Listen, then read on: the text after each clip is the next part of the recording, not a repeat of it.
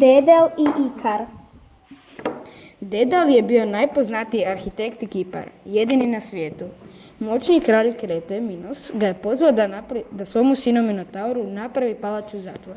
Uz pomoć svoga sina Ikara napravio je labirint koji je sadržavao sobe, prostorije, stepenice, špilje, prolaze i galerije, čineći zagonetni splet.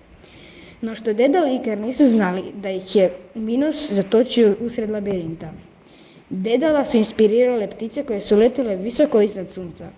Od ostatka ptičjeg perja i voska napravio je krila za Ikara i sebe.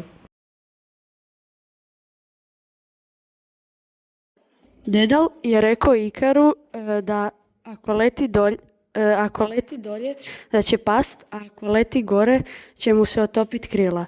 Ikara je zadivilo sunce i otišao je do njega i počeo je padat. Ikar je pao u more i nikoga više nikad nije vidio. I zato se to more nazvalo po njemu, Ikarsko more. Ovaj mit nam želi reći da tko visoko leti, nisko pada.